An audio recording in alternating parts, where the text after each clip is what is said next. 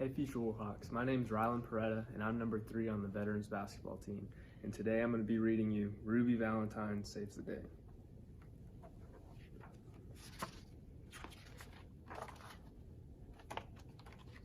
High above the hills of Heartland, just beyond the township sign, with her feathered friend named Lovebird, lived Ruby Valentine. Now Ruby had a favorite day. It came around once a year, and she settled into her new house. Valentine's was drawing near. So she decided to throw a party, and without a moment's hesitation, she and Lovebird sat right down and designed the invitation. It's a party on February 14th, also known as Valentine's Day. Please join me at my house to eat, drink, and play.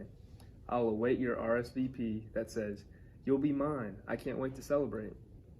Ruby mailed the invitations, then hugged Lovebird with affection. She told her feathered friend they'd planned this party to perfection. She and Lovebird hung new curtains. They scoured every nook. They decorated room by room. They began to bake and cook.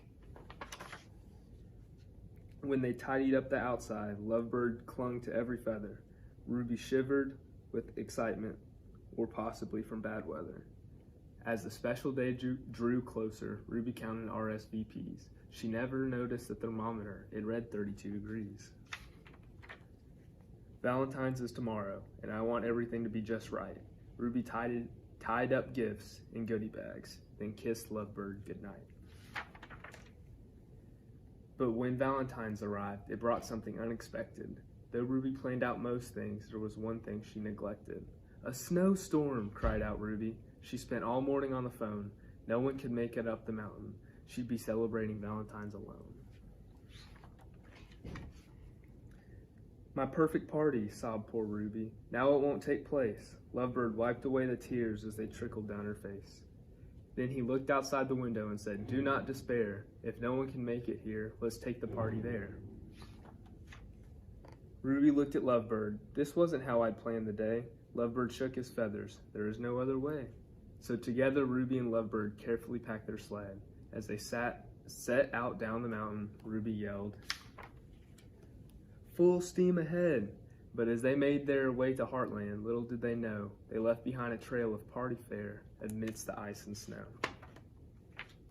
"Happy Valentine's Day," cried Ruby as she went from door to door. She gathered everyone in Heartland from every school and house and store. "Time to celebrate," smiled Ruby. "We'll have a party in town square." Then, horrified, she realized her sled was dry and bare.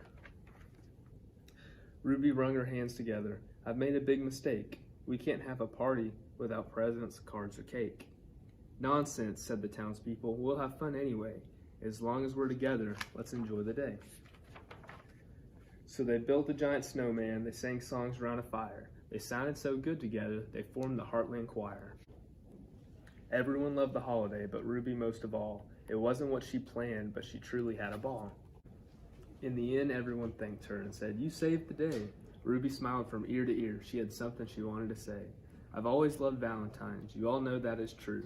Though I celebrate every year, today I learned something new. Planning the day out to perfection is not what makes it great. If you're with the ones you love, that's all you need to celebrate." Thank you guys for reading with us. Like and subscribe to the YouTube channel.